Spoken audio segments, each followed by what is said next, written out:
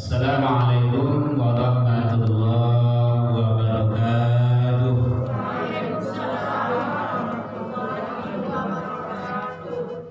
Alhamdulillahilladzi anzala sakinata fi qulubil mu'minin liyazdadu imanan ma'a imanihim.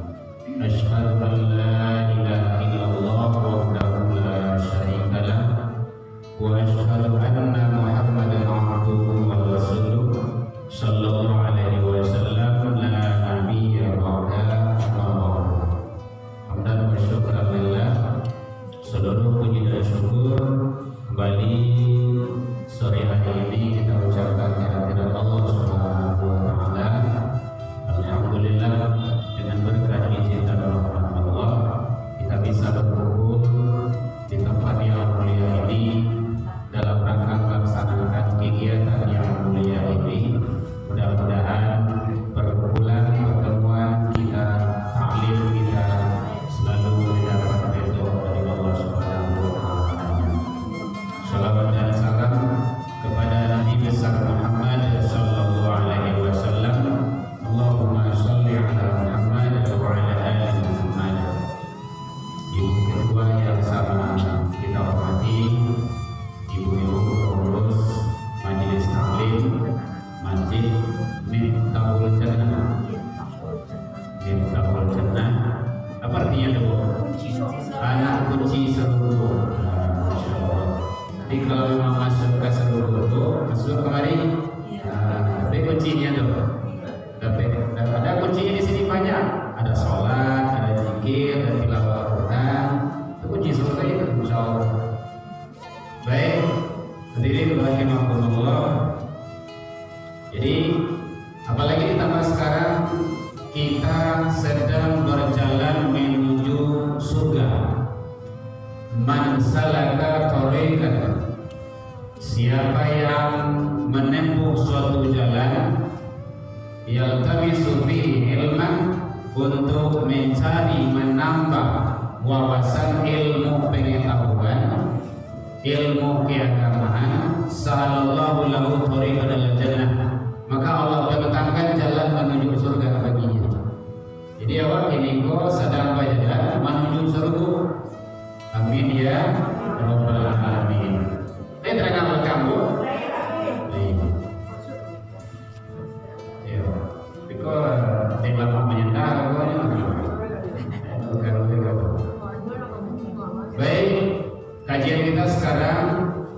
Dimohon maaf sebelumnya Ibu kena terlambat, baru dikontak sama Pak Ben. Beliau lupa, kata beliau.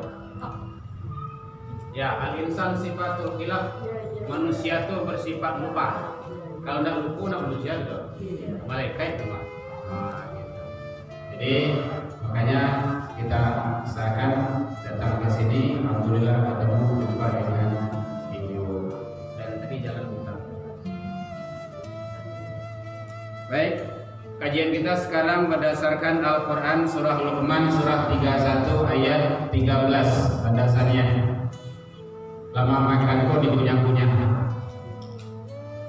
pas jalan deh batangpur, baca kaji deh diulang-ulang. Qala Allah Ta'ala fi kitabihil karim, a'udzu billahi minasyaitonir rajim. Bismillahirrahmanirrahim. Wa in qala Luqman li ibnihi wa huwa ya'iduhu ya bunayya la tusyrik billah inna syirka la zulmun azim. Dan ingatlah ketika Luqman berwasiat, memberikan nasihat, arahan, bimbingan, didikan kepada anaknya, beliau berkata, apa kata beliau? Ya bunayya, wahai anakku. Satu, la tusyrik billah, janganlah mempersekutukan Allah. janganlah mempersyarikatkan Allah dengan sesuatu. Inna syirka la zulmun azim. Sesungguhnya mempersekutukan Allah dengan sesuatu itu adalah kezaliman yang besar. Kalau ingin tahu, zalim yang sangat besar adalah orang yang mempersekutukan Allah dengan sesuatu. Makanya Luqman diabadikan oleh Allah. Begitu hebat beliau dalam membimbing, membina, mendidik anak-anak dan generasi-generasi beliau. Bu, terang Bu. Jadi oleh sebab itu, alhamdulillah kita dianugerahi oleh Allah anak dan turunan, atau setidaknya kita menjadi anak bagi orang tua kita. Setidaknya itu, sehebat apapun orangnya, setinggi apapun pangkat dan jabatannya di luar, dia masih sebagai anak dari orang tuanya. Walau orang tuanya sudah tiada berada di samping kita. Nah, jadi oleh sebab itu tentu ada tata cara, tata krama, adab adab bagaimana kita menghormati orang tua kita. Menghormati orang lain itu bahagia juga menghormati orang tua kita. Janganlah engkau caci orang lain, karena nanti dia akan mencaci ibumu. Janganlah menghina bapak orang lain, karena dia akan menghina bapakmu. Nah, yuk balik ke situ, balik. Itu kan ada. Jadi yang pertama sekali adalah nilai-nilai yang bisa kita ambil dari pelajaran bagaimana Luqman mendidik dan membina anak dan keluarga serta turunan beliau. Yang pertama kali adalah tanamkan nilai-nilai tauhid yang sudah ada itu dibina dan dibimbing. Sebenarnya kita sudah ditanamkan oleh orang tua kita. Awal tak kala kita lahir, kita kan diazan dan diiqamahkan. Sunnahnya itu. Jadi kalau ada bayi yang lahir, itu diazan dan diiqamahkan. Apa kau cukup di situ? Belum selesai sampai di sana. Itu baru penanaman nilai-nilai tauhid. Dan tauhid itu akan berkembang kalau seandainya dikembangkan, dipupuk, dibina, disiram, sama juga punya tanaman. Pas ditanam dipadia saja oleh kok matilah, kok indri lah. Makanya sama juga kok membuat dibantu. Indri saja mati dalam muhabbah. Tidak cukup kalau sudah ada anak dan turunan kita diajar dan diiqamahkan, itu dibimbing lagi, kasih nama yang baik. Kata Rasul seperti itu. Apalah artinya sebuah nama? Nama itu sangat berarti dan punya makna. Nama itu akan dipanggil setiap saat. Berarti kita didoakan. Didoakan anak awak tuh, atau awak dipanggil oleh orang, didoakan terus. Bahkan nanti di akhirat akan dipanggil dengan namanya sendiri. Jadi makanya kalau ada ibu-ibu anak cucu awak yang meninggal walaupun kecil sekalipun, dalam kandungan sekalipun, dia wafat meninggal, ya kasih dia nama. Karena nanti di akhirat panggilnya siap. Dan nampak ada bu? Boleh tunggu. Ini masih lapang. 5 menit terakhir nanti kita buka tanya jawab. Kasih dia nama. Nanti di absen masing-masing dengan namanya itu. Jangan sampai tidak bernama. Nanti kalau tidak bernama nanti kan susah juga malaikat. Yang tidak punya nama, ada ke 1000 orang menjual.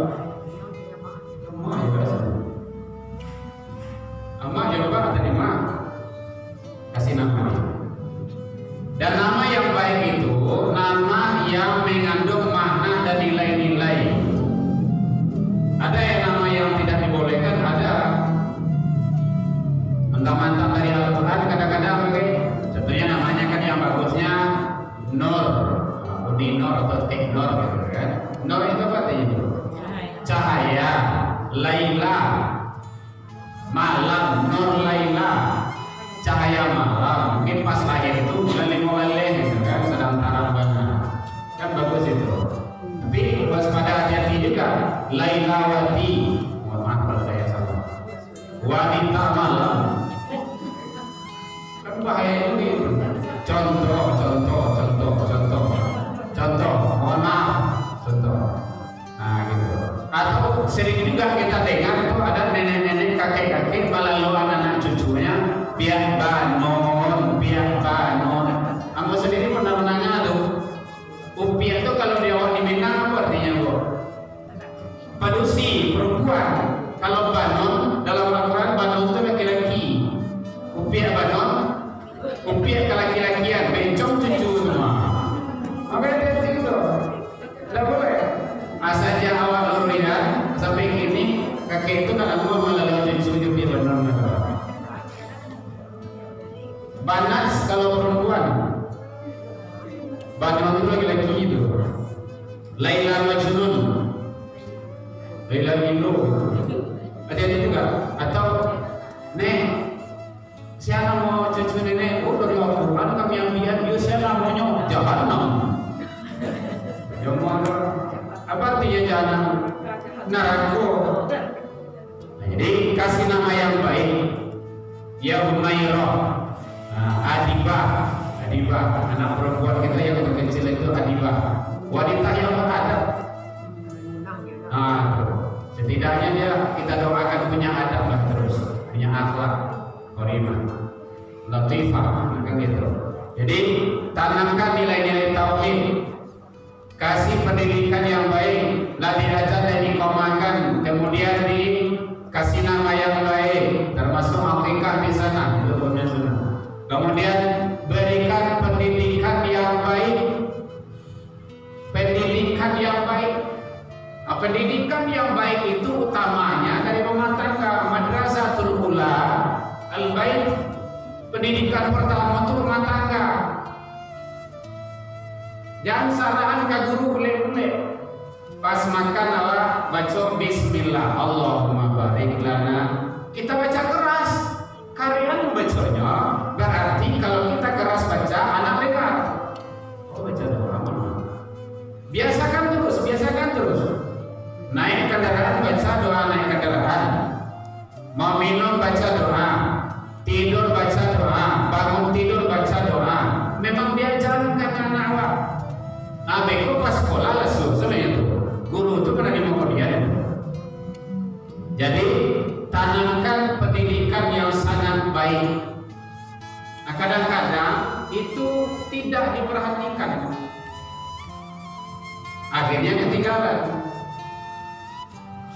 Akhirnya tak pas anak bagai masuk KMDA, masuk TPQ, masuk sekolah baru dia tahu dengan doa. Beko hilang kok selesai itu ketika doa banyak hilang dia. Kenapa? Tidak dibiasakan. Jadi pembiasaan, pendidikan yang utama itu dalam rumah tangga. Untuk zaman ini ibu sekalian susah bahwa untuk berharap banyak terhadap orang lain, apalagi bidang pendidikan. Pendidikan awak kinilah di otak-atik. Kini di awak. Mulai dari yang terkecil, rumah tangga. Tanyai awak dulu tuh ibu-ibu. Lingkaran kecil, lingkaran besar. Dari kecil dulu. Pribadi, rumah tangga. Bu, le sayang anak bu. Baik. Suami le sayang. Alhamdulillah. Kalau sayang awak ke anak cucu awak, jangan jadi mulut saja. Buktikan. Tadanya surah satu sebuah di sini. Salatu khairun minan naum. Anak cucu di padiah lalu atau di jagoan. Nanti jawab surah-surah salah. Tidak usah dijawab. Surah-surah. Kalau di padiah lalu, ayah jangan deh bagi membiak talakwa membiak dua barangkit kalau masa ini tahun jannah. Anak di padiah lalu secara langsung orang mengecek, nah ayah je mama peka serubuh dulu tunggu di pintu neraka ya.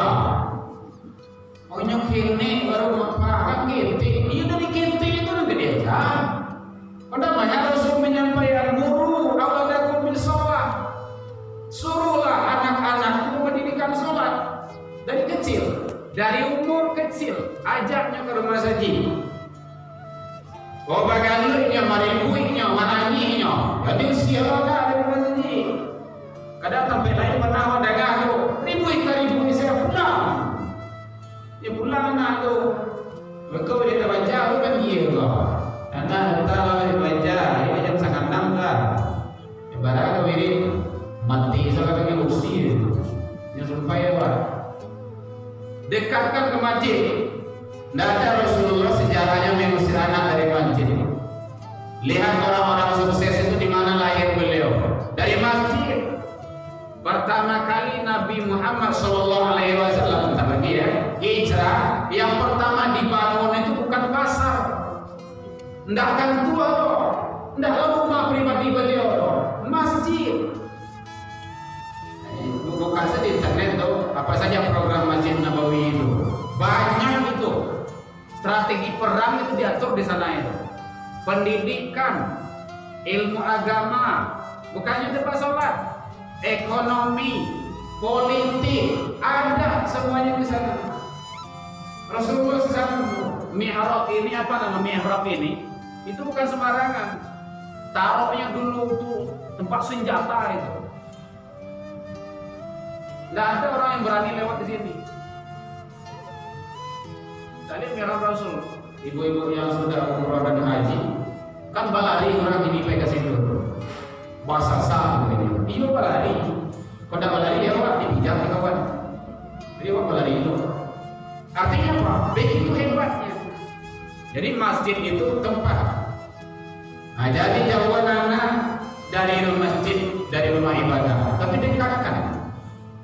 Itu pendidikan. Setidaknya ada 3 rumah yang sampai dipisahkan. Rumah tangga, sarana pendidikan, rumah ibadah, masjid, musola. Kalau di Jawa ada langgar namanya. Kalau di Minang termasuk rumah gadang. Rumah gadang tuh tahu daerah juga tiang, tahu dikih kata sampai, lalu terkilek kata-kata ada masadi syarat masadi kita Allah di situ tuh. Nah, kadang-kadang kini tinggal simbolnya saja. Malu lo apa ke? Mulai dengan ikan gini kok. Nah, balik. Ke siapa? Ke rumah tangga. Ayah zaman di padian anak gadis seperti itu, membuka-buka aurat. Lain kadang pakai jilbab, tapi sama juga telanjang. Nyo dalam kajian kok, ibu-ibu sekalian, ada istilahnya syarat batilanjang, adat basi sampiang. Syarat artinya agama itu buka-bukaan, yo indah, nada buah buruk. Adat basi sampiang itu artinya kok ada rasanya pareso, ada malunya sopan. Pasakan nawa, fikih wanita bahaslah ustazah, fikih laki-laki bahaslah sama ustaz, nah, kan gitu. Ada kapling-kaplingnya. Nah, dalam masalah syarat itu tidak ada, jelas semuanya. Jadi makanya ibu-ibu tes saja lah, naik angkot ke situ sudah. Cari pakaiannya, bagaimana cara berbusana. Nah, padahal nyo tinggal di Minangkabau tuh. Nah, kalau ibu-ibu awak mungkin lalu apa? Dulu pakaian ibu-ibu pondok kandong di Minangkabau kok model baju kurung. Kalau kini sampai baju karung. Cimenas nanti kok. Ya, panas mama, panas. Kita pernah tanya ibu-ibu yang pakai jilbab gede-gede itu, Bu, kayak gini pakaiannya panas enggak? Enggak, lapi-lapi enggak yang ini ada. Enggak, lebih panas nanti api neraka.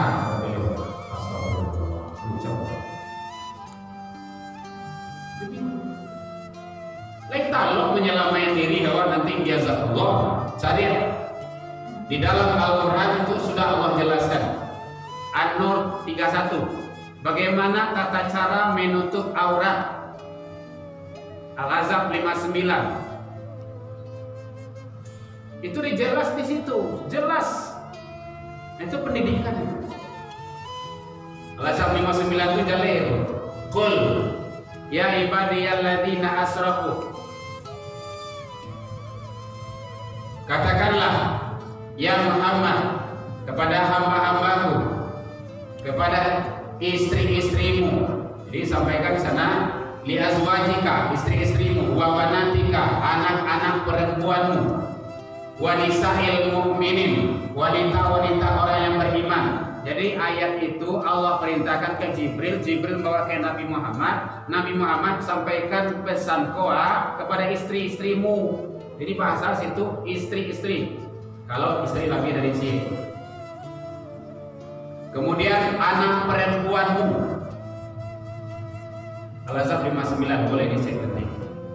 Kalau disampaikan itu wanisa'il mu'minin, istri orang-orang yang beriman. Nah, makanya awak dia tahu kesampaian. Apa yang pesan Allah di sana? Yudnina alaihinna min jalabihinna. Cara menutup aurat ini. Cara jilbab. Cara berjilbab. Ulurkanlah ke dada mereka. Ini bukan di kabehan. Ikut tercakir loh boleh. Jadi makanya kata Rasul, jadi ada kecil kitabnya, bukunya, boleh ibu cari nanti. Judulnya Kudung Gaul. Itu ada 8 kriteria tata cara menutup aurat di sana itu berbusana muslimah. Di antaranya adalah tidak ketat, tidak sempit, kainnya harus tebal, tidak transparan, tidak mengikuti pakaian orang jahiliyah sampai maleo-leo gitu. Nah, itu kayak pengantin baru tuh sebenarnya tuh tidak boleh itu. Mohon maaf sekali lagi. Tugas ulama itu kan menyampaikan. Bahasa puluh orang lo membawa di belakang. Nah, tapi nampak ikonya tuh. Nah, gimana zalimnya itu? Jadi desainnya itu ada dalam Islam yang tidak bertentangan dengan ajaran aturan Allah. Oh, iko yang ada Pak, banyak yang ada.